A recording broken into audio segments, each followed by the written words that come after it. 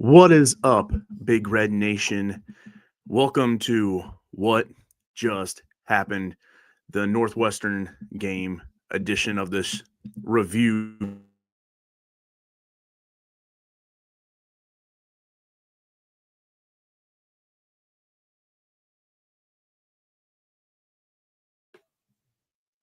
There we go. Sorry about that. It's been like really loose today all of a sudden. All right. Anyway, uh, yeah, going over yesterday's game against Northwestern. Nebraska won 28-21.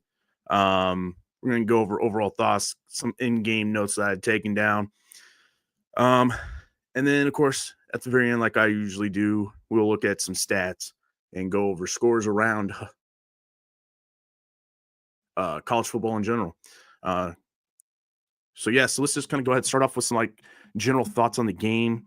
I thought overall our game plan coming in, I think was a much better game plan. This is definitely the type of game plan that I would have liked to have seen us go into the Minnesota game with.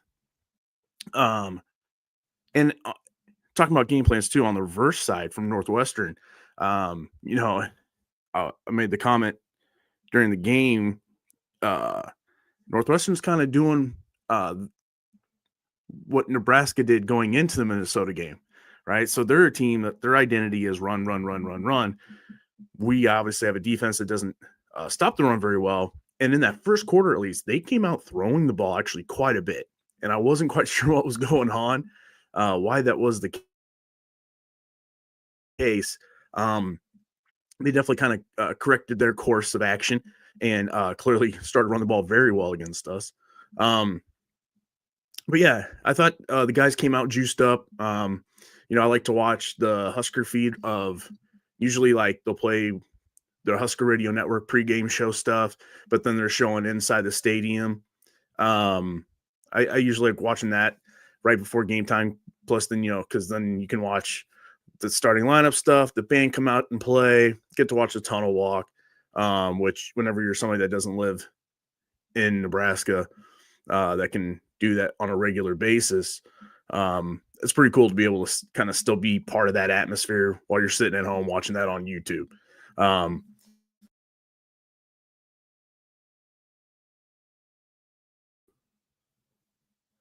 I don't know why that keeps going muting on me. Anyway, I think that's a pretty cool thing. I really enjoy it. Kind of helps you feel part of the atmosphere. Um, I guess we can kind of jump right into it to the this is probably one of the worst refing crews I have maybe ever seen in maybe any sporting event. I'm sure that's way hyperbole, but just everything this refing crew did, this official crew, it was just so dysfunctional. Never looked like they knew what was going on. Like, was this their first time ever refing a football game, let alone a college football game? I mean, just the way that they interacted with the players seemed off.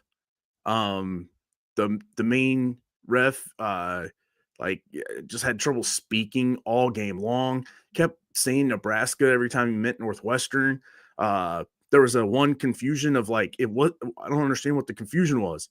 You called offsides on Nebraska, but since the play went through, he got a first down. So Northwestern declined the penalty.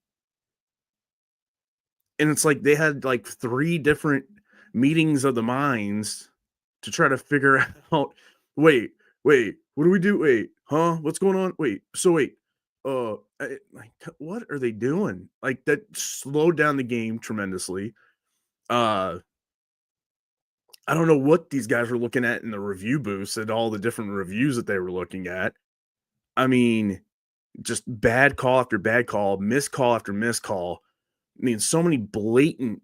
And again, there's can't remember when this was, but sometime in the first quarter, I think, first quarter, second quarter. But the guy was running off to the left hand side, and their offensive tackle, like so clearly, was holding. Uh, in fact, they even replayed it. If I remember, yeah, I think it's the same play that I'm trying to remember right.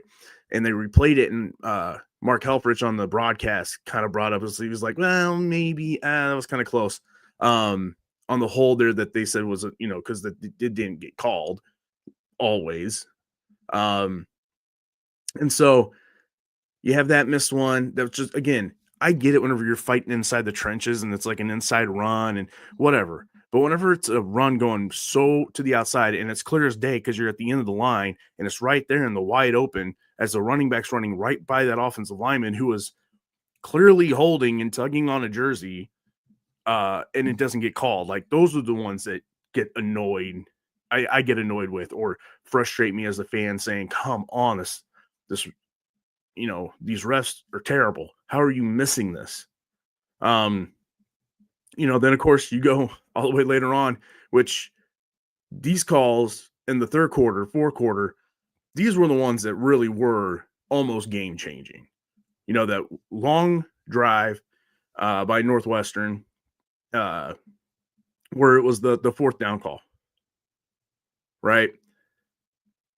I don't know what they were looking at. So first, in every aspect of this whole sequence, they got this all wrong. So first, the guy caught it, right? And at first, the ref that came up and spotted it like almost a full yard, if not further, back behind the line to gain.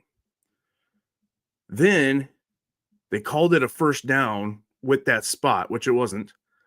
So then they moved the spot up to where he got it by like almost 2 yards, which was clearly wrong. So then they go to review it.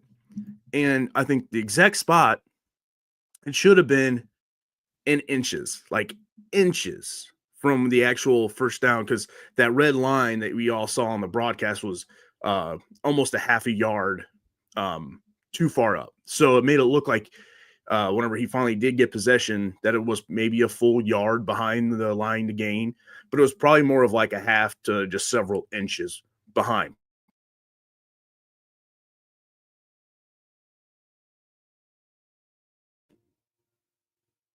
Okay. Sorry about that again. Guess this is going to be the problem. All right. Um, so yeah, so it was only about half a yard to inches is probably how far it would have been off. But regardless, that should have been Nebraska ball. I don't know what they were looking at. That should have been Nebraska's ball, and then they never go down that drive and score. Now I know Nebraska needed to step up and still keep them out of the end zone the rest of that drive, but then again, there was uh, another penalty that they got that gave them more life. Again, going down, and then boom, there they go. And it's just so frustrating. The reffing crew was just so awful, and they were pretty bad on both sides. Because Nebraska did get away, thankfully, with that defensive holding there at the final play of the game by Andrew Marshall. But again, they were allowing a lot of hand fighting. Now, again, the defensive pass interference that they did call, I think that was also on Andrew Marshall. That was, I believe, on that same that was that other call that gave them life on that long drive, if I'm remembering correctly. Earlier in the first quarter, second quarter, they threw a fade to, I believe it was Dan Key. The defensive player played that exactly the way Andrew Marshall did and got no call for it. But then later on, they're going to call it. It's the same thing that I was talking about in the Minnesota game. They allowed the Minnesota defensive backs to play rough and hand fighting with our guys. But then whenever our guys were doing it to their wide receivers, they were calling it. It's the inconsistency. And it was happening again in this game. And in this game, it was more about just like these random things. The abrupt movement call.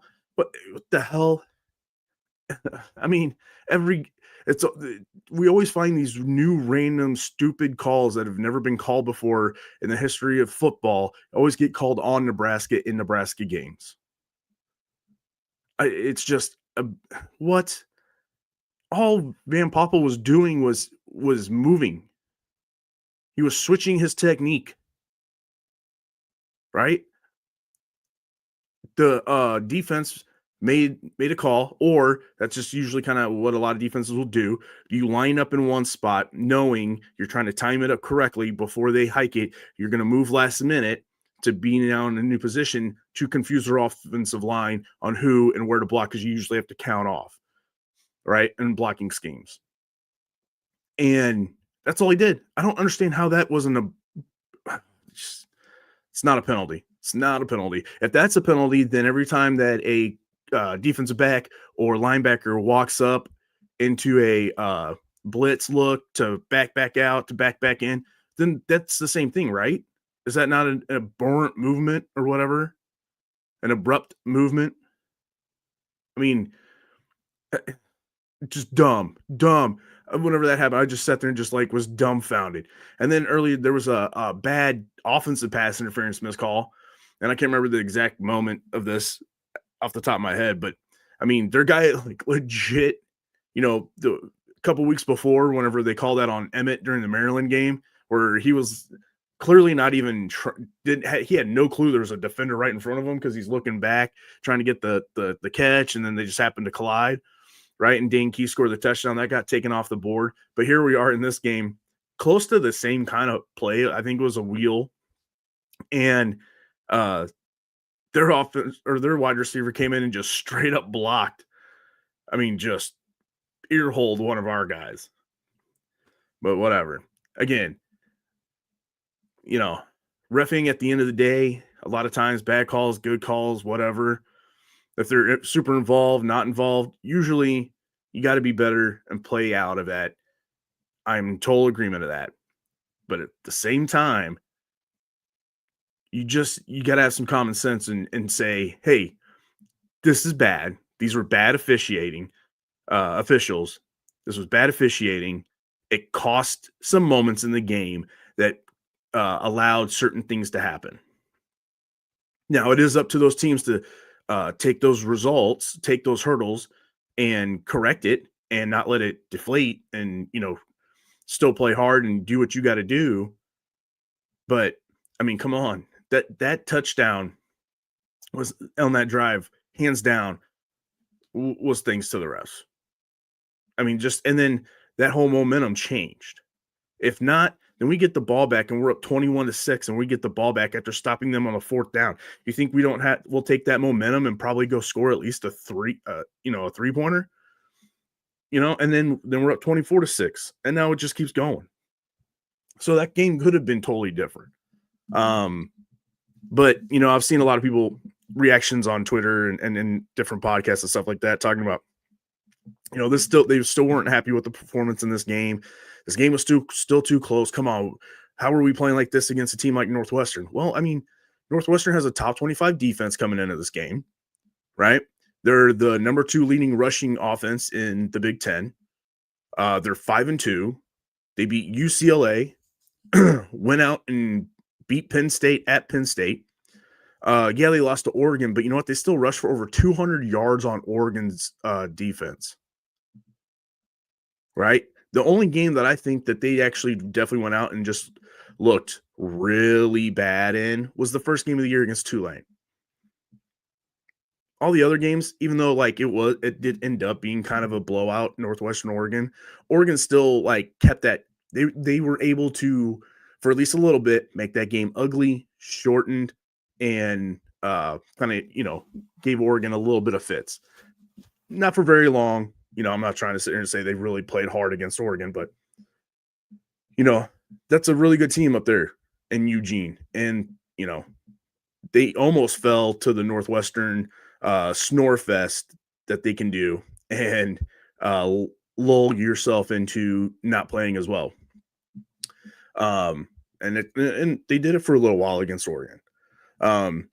Knew this game was going to be a lot like that Minnesota game. I mentioned that in my preview show, and that's kind of why whenever, again, I look at this game as a whole, even though, like I said in my preview show, what I wanted to see was a team that came out and just bulldozed them, came out, played hard, and really answered from their bad play with an extremely good play and win 49-6 or something like that, right? And you know what? Maybe if that one fourth down bad spot, gets changed or whatever. And I think there was another spot too where Emmett clearly reached out and got the first down, then they didn't give it to him even after a review. Or maybe they didn't even review that one. I can't remember now. But again, all those different spots, those are things that happen in a game that can change a lot of what's happening in the game. Um, so with that said, um, I'm not too upset with how this game went either because, I did mention that I did think at some point it was going to finally click and they'd move on, but I knew it was going to be a battle and a fight for a while. And it was a fight kind of like what we've seen many times. Came out, played really well, then it became a lull and a fight, and then we started to come back and make the game-winning touchdown to win the game. We've seen it a couple times now against Michigan State and Maryland, and now this game to a different degree, but it's still same similar formula of the way those two games went. But what it did was after last week and them saying that whenever they got punched in the mouth, they decided to kind of quit. They came back here, and whenever they started getting punched in the mouth and getting the game tied up, they didn't quit. They came back out and were clutch as hell on both offense and defense and closed out the game and won it. Dylan came back from throwing an insanely terrible interception, but one that's almost identical that we've seen him throw so many times. He is clearly blinded by that dropping zone linebacker because he throws it right to him almost every time. But turned right back around, came back right out, and had one of the most impressive drives of the season, and that game-winning touchdown drive. I think the first game, I think that drive, and then the first drive of the game where we scored, I thought those were both called very well and great execution by the offense players. Both those drives were really good. That's how I want like an opening drive almost of any game to look like. Heavy on the run, get in a couple good passes, exert your dominance, as much as our offensive line could dominate, and get in there and go. That's how I want to see this offense kind of run. Uh, you know, get Emmett rolling, get him going. This dude is a beast. He is the man. He makes so many people miss and makes, you know, chicken salad out of chicken, what, right?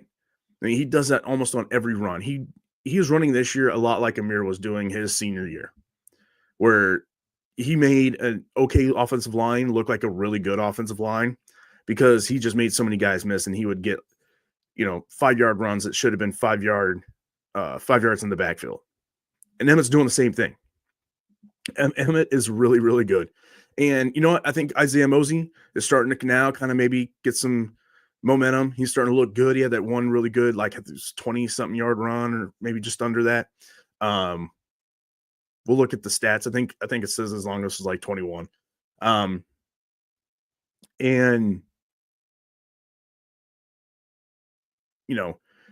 who knows? Maybe eventually Kenneth Williams gets a shot at the running back position. He is a running back.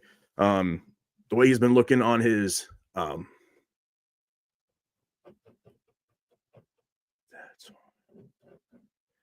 the way he's been looking on his runs, his returns, it's been looking good. If he can kind of, I know it's different, right? Because you got this full head of run, people are coming at you. There's no, you're not looking behind the line. So I know it's different. I'm just talking about his speed and the way he can kind of make people miss as well. Get him in some space. Maybe he can get a look at the running back position too to add something back there.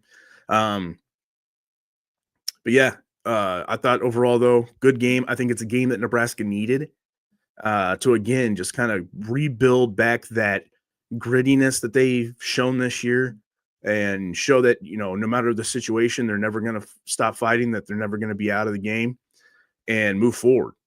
Let's see here.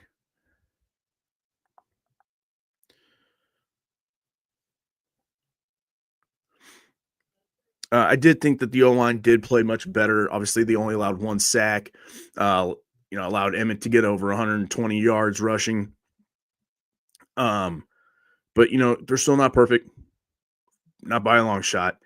Because like I said, there's several times throughout the game that, there's 2 guys in the backfield almost when Emmett's, like, just now getting the handoff. The 1 sack on, um, Dylan, unfortunately, was the play that Teddy got injured on.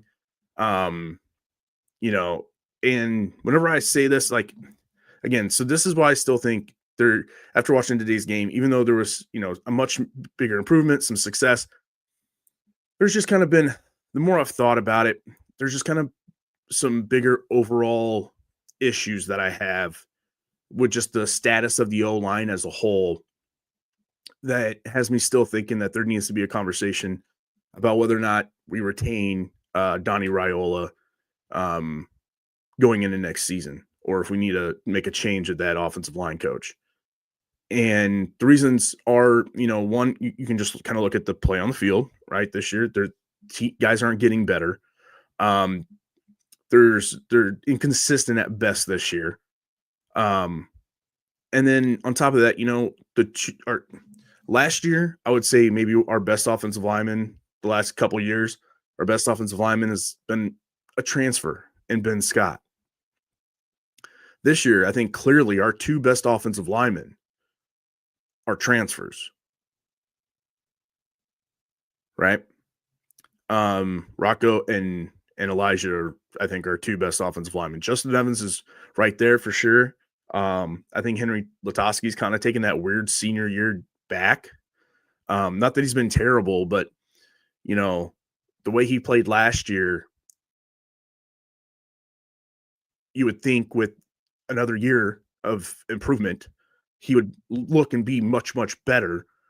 I kind of feel like it's similar to Ben Hart. Ben Hart had a pretty good junior year where we went, oh, okay, finally, this is the Ben Hart that we were, thinking we would get. I mean, really good right tackle, really good. And then last year just kind of regressed. Like he wasn't as good as he should have been. So there's that. The fact that we had, and again, this is nothing on the players themselves, but the fact that we have both Turner Corcoran and Teddy Prohaska as 2 of our top, what I guess you would 7 or 8 linemen. One was the starting right tackle to start the season. The other one was the rotating tackle. Now Turner's got to come in too. Both these guys have like what 7, 8 surgeries between the 2 of them.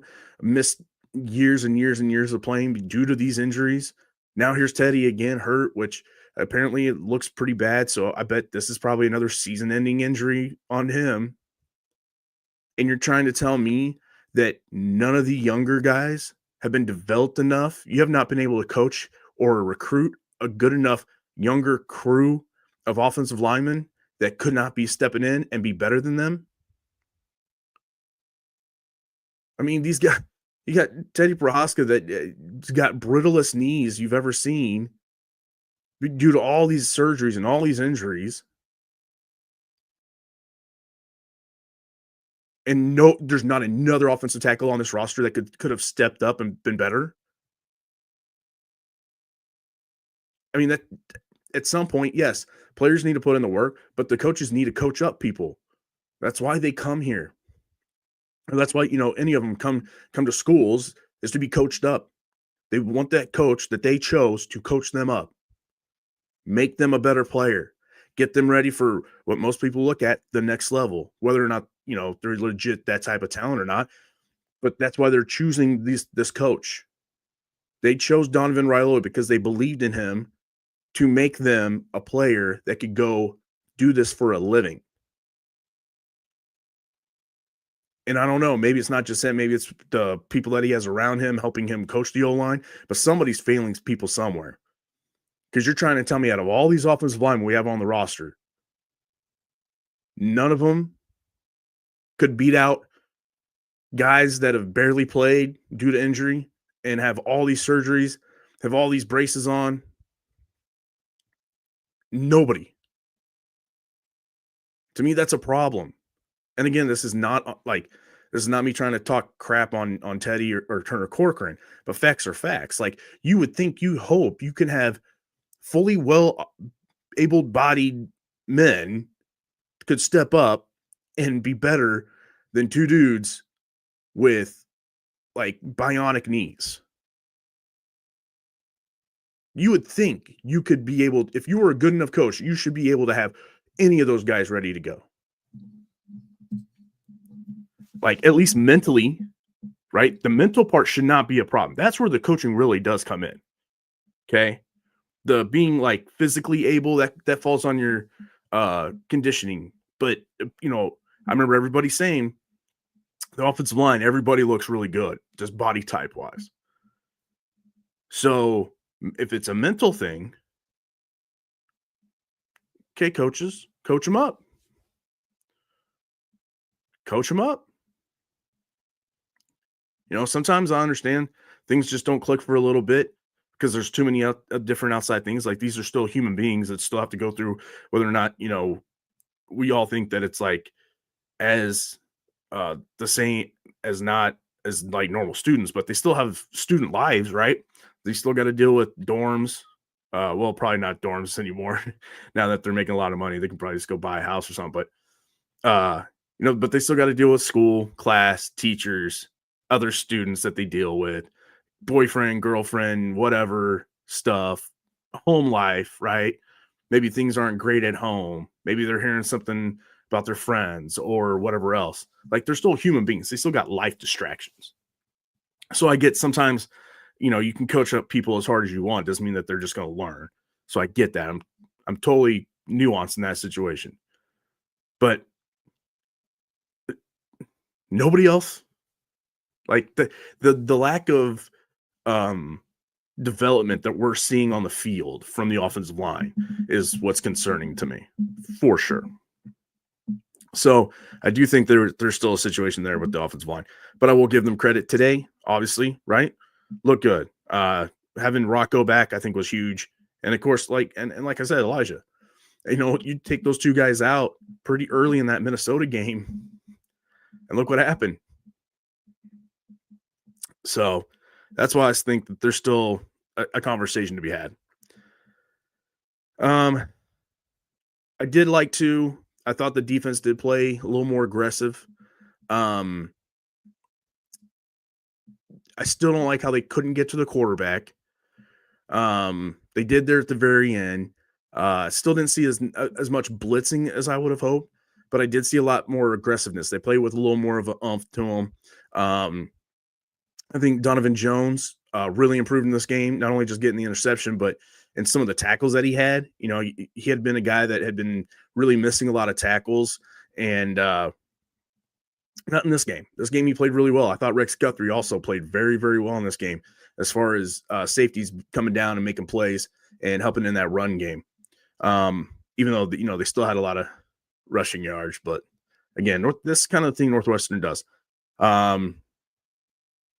Isaiah Hunter had another crazy game. This dude is, man, and if we're lucky, we still have him for another 2 more seasons. He's only a sophomore, so sky's the limit with this guy. I think Isaiah Hunter, what a great get from Cal we got. Of course, also with the protection stuff, Dylan, I thought, played much better in the pocket. In fact, they even brought this up on one of the games too, or on one of the plays on the broadcast, where they complimented how he moved up in the pocket whenever guys were rushing down on the sides upfield. He stepped up in the pocket, then went out, found a guy, boom, caught. I just thought his pocket presence for once was actually a lot better today. I know the play calling also helped out a lot with a lot of the quick hits, quick routes, short routes. And then, of course, running the football. If you run the football as much as we did today, guys, the defensive line's not going to feel like they can just pin their ears back and go rush the quarterback every play. So, that helps too. But I do want to give him props for what I thought was a improvement in his pocket presence in this game. I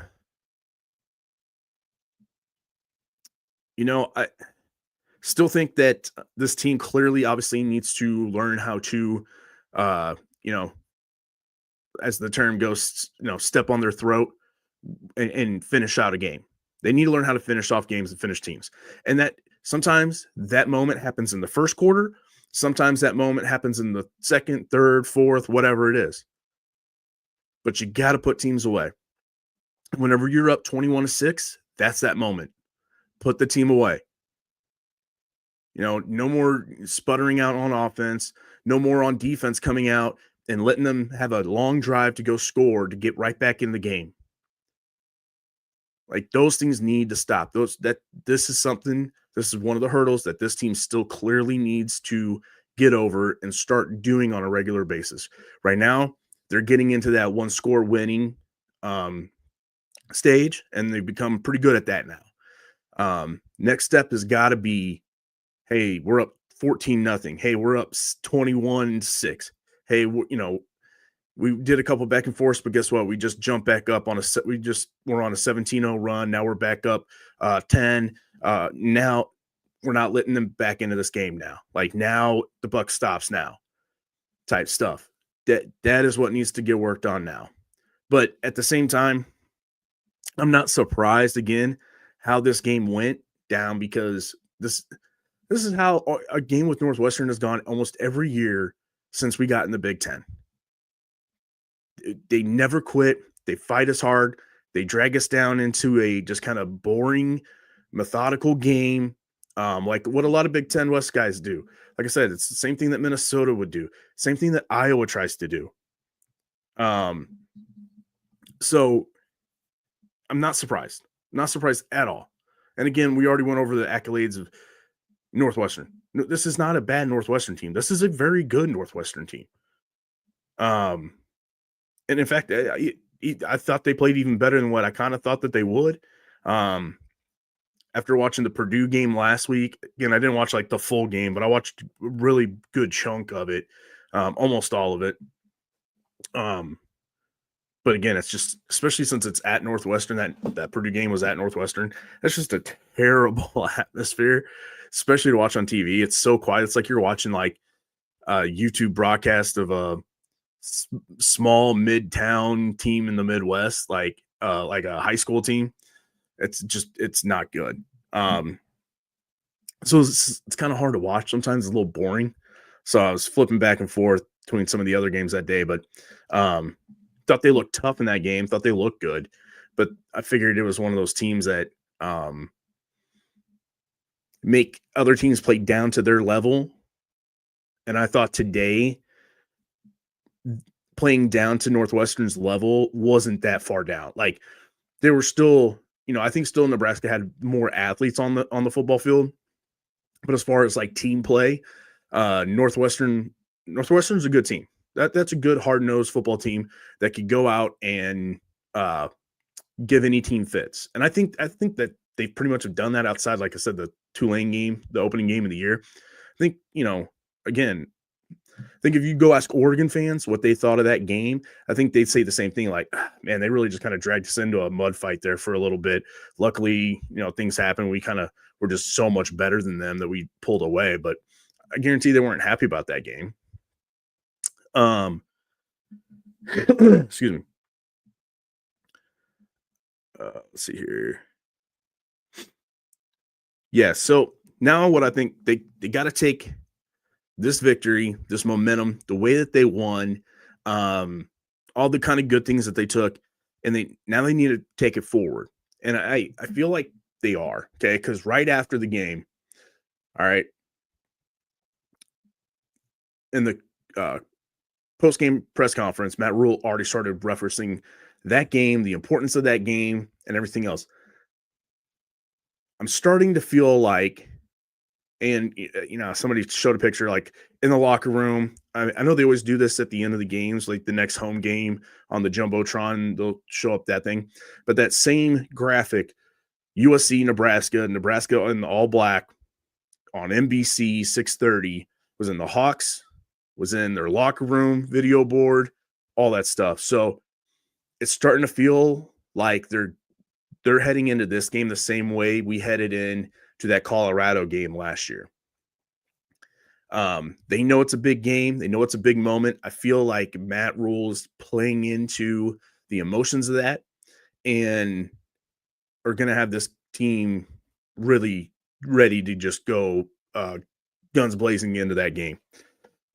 So that gets me excited for that because that game's going to be tough, very tough.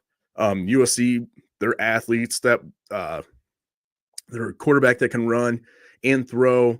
Um, you know, their defense is going to be playmaking. They're not a great defense, but that's kind of why I think we need to do kind of the same kind of game plan we had today. Run Emmett 20, 25, almost 30 times. I think that will wear on them. I think that will work against USC. But I'm a little worried about like their pass rush, okay, because they got athletes, um, especially with pass rushing ability. They got guys that can make plays. So whether or not they are a defense that like just shuts people down, no. Are they like this kind of wall that doesn't move of a defense? No. But I think they can be an opportunist type defense and make some plays. They got athletes. Obviously, on their offensive side of the ball, their wide receiving quarters, maybe one of the best in all of college football. Uh, Unfortunately, they're down several running backs. I don't know how many of them are going to get healed back. But I know that they're going to have to play at least with the walk-on starting running back. So we'll see how that goes. Of course, with our run defense, maybe all of a sudden he gets a scholarship after playing against us. But we'll have to see. But I really hope that they take that momentum. And like I said, just the few small little things I'm starting to see already, I think they're going to be ready for that game. Excuse me. Not to toot my own horn a whole lot. I usually don't do that, but toot. Some of my predictions going into this game, I feel like I was pretty dead on. Kind of like I said, what I thought was going to happen was kind of a dogfight to begin, and then maybe somewhere in the second, third quarter, something will click and we'll kind of move on. I had us winning 17-13. Still a close game, 28-21. But I think the flow of the game was kind of similar to what I was kind of saying. I said, I thought the defense would get 2 interceptions. They got 2 interceptions. I said I thought Dylan would throw for like 240, 250, but 1 TD and 1 interception. Wasn't quite there on the yardage, but 1 TD, 1 interception. He also had 1 fumble. And then I said I thought Emmett would get about 20 to 25 carries for 112 yards and get a touch. Well, he had 27 carries for 127 or 124 yards, I think it was, and 2 touchdowns. So, again, I think I was kind of close. I'm not like not a fortune teller. I'm not a time traveler. So, I can't be exactly right. I could be dead on. That'd be weird. So, I think it was pretty close. I had a good feel for what this game was going to be. But hey, guess what? It's not even November, and we're going bowling, ladies and gentlemen. For the second year in a row, the drought has now officially been over. It wasn't a fluke last year getting to a bowl game. We did it again, and this time before Halloween. And that's awesome. We're 6-2. We're 6-2 with one really bad game, one terrible game. And, look, I'm not going to just go off of this game and say we didn't let it affect us because, we didn't for this game. But let's hope we kind of keep this momentum going. We don't let a game like that happen again for the rest of this year. All right, let's go ahead. Let's dial in. Let's look at some of these stats from this game. All righty. So, some highlights. We did allow Kumalafe to kind of go off on us for sure. Preston Stone kind of had a typical game I kind of was thinking he would have. 2 interceptions, 159 yards, kind of, it's kind of whatever. Dylan, I was kind of surprised. Now, like his completion percentage still wasn't, terrible. But I thought his offensive output was going to be just a tad bit better. Add on maybe another like 50, 60 yards type better. Um, going into the game too, I said, they're a typical Northwestern team where they've got like 2 or 3 really good running backs, a good tight end, 1 good wide receiver, good offensive line, right? Well, you know what though? Even though the stats don't quite show it, maybe it's just because it happened all in like one period of the game. The Hayden Elgin or Elegant, they call him like Slender Man on the broadcast. I guess that's his nickname. Um, he was really good too. He made some great plays, made some really good catches um on the sideline. So maybe they do have actually a couple, but going into the game, Griffin Wilde had like double the amount of receptions over every other receiver on the team. So, you know, who knows? There we go. Sorry about that. I don't know why that does that sometimes. Uh, there we go. So yeah, and then on defense or on offense, we had, of course, Emmett, 27 carries, 124 yards. Yeah, Isaiah Mosey, his longest run was 21 yards. Yeah. So 3 carries, 28.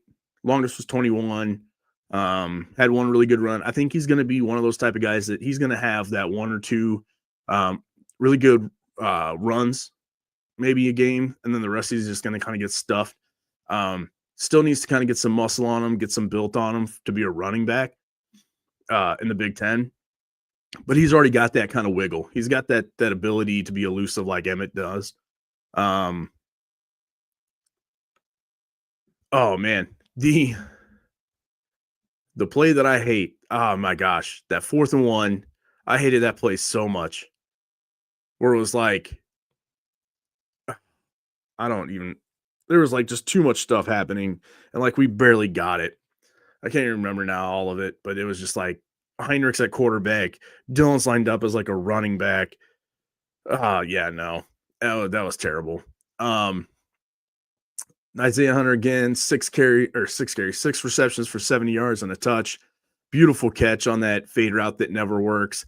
But even that one, like Isaiah had to make such an insane catch to even have that one work. Dinky with some big, good catches. Luke Lindenmeyer with one really good catch. On defense, again, like I said, Rex Guthrie all over the field. Donovan Jones, Vincent Shavers, Sierra Wright, and they continue to like not throw on him ever. I thought Riley Van Poppel, man, he had a great just series. So he almost, I think it was actually, no, it was all after that, the penalty that was called on him. And then he almost got the fumble recovery, but just missed it. But then had like another couple like great plays right after that, the pass deflection, all that stuff. Hopefully he kind of starts coming into his own, and needs to start playing more, a little more better than that. Let's look at some scores around the country, shall we? Let's look at least like at the top 25.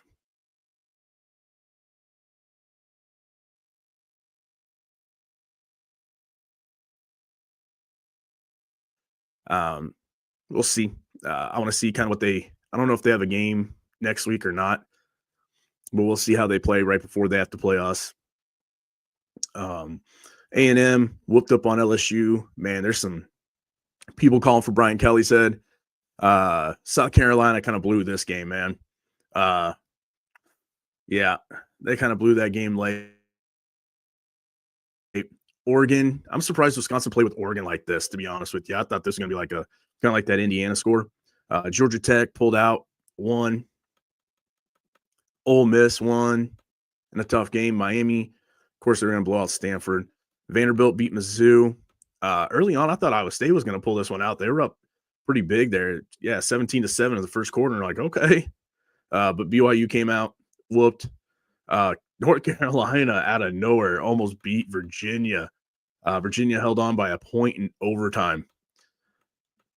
South Florida, 18th ranked, lost to Memphis. I have a feeling Memphis is going to take their spot in the top 25 rankings. Uh, Cincinnati still rolling. I mean, that's just looking like a better and better win every week. They beat Baylor 41-20. Um, they're going to keep moving up, but that one loss that's on their record will always be Nebraska. Mississippi State, just couldn't pull that one out. Blew that game too. Blew that game late. Washington whooped up on Illinois, and Houston beat Arizona State. Michigan this is always going to be a tough game for those two teams, but Michigan pulled it out by 11 points. Also saw Utah whoop Dion's Colorado Buffs like crazy. Iowa whooped up on Minnesota, and a lot of people have been using that as like a kind of, oh no, Iowa's going to be a great, like Iowa's still not that great of a team. I just think that, like I said this going into last game, Minnesota loves playing Nebraska for whatever reason it is. Don't really know like this underlining thing, but they play up to Nebraska like crazy. I mean, just think about the COVID game. They were down like 30, 40 players and still came in and beat us. There's just something about whenever Minnesota plays Nebraska, they play their best game they have all year. And they did that Friday night. And Nebraska, they just happened to catch Nebraska whenever they were, like I said, feeling themselves a little too much and didn't come out with any type of grit and just got beat up on. And even then, they won 24-6. Like, it's not like they, beat us 50 to something. Still not great. No excuses on that. That was pitiful. But, again, this year in college football, you cannot kind of look at comparative games because it's just not going to happen anymore. It's like the NFL. You can't do that in the NFL, right? You don't go, well, we beat Kansas City by 15, and then Kansas City lost to a team that we, and this and then blah, blah, blah, blah. Like, no, you can't really look at these comparative games and then think that means that we've got an upper hand in the upcoming game. So what I expect out of that Iowa game, same thing that we expect out of every Iowa game, is going to be a dogfight. It's going to be a one possession game. It's going to be ugly. It's going to be gross, and it's going to be low scoring. That's what that Iowa game is going to look like, regardless if they beat Minnesota 43-6 or whatever it was or not. Like, that's what that game's going to look like.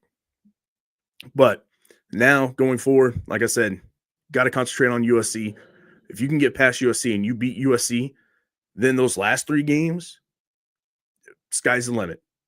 But definitely with this football team and even just the way college football is right now, week to week, you just got to go week to week, go 1-0, and just only worry about week to week. And then get to, Black Friday, get after that game, and look up at the standings and see what happens and go from there. Because that's all that matters. Just win each game. Go out, be prepared, and win that game. But all right. I'm gonna get on out of here. Let's see here. Maybe try to do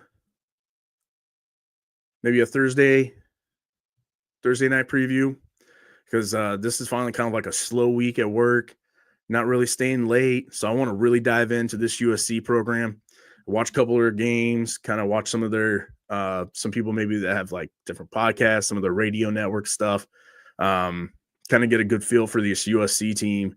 They're going to be coming off of a bye, so they're going to be well rested, even though that they did lose to Notre Dame. So they've had 2 weeks now to kind of sit on that. It's going to be a very interesting game. I think we're going to bring a really good atmosphere. It's going to be the blackout Halloween weekend at night. Husker fans, bring it all, man. Bring your piss and vinegar. Let's go. Let's get after USC. Let's get after them Trojans. Husker football team, play with some piss and vinegar, okay? All right. But like always, go Big Red, and we'll see you next time.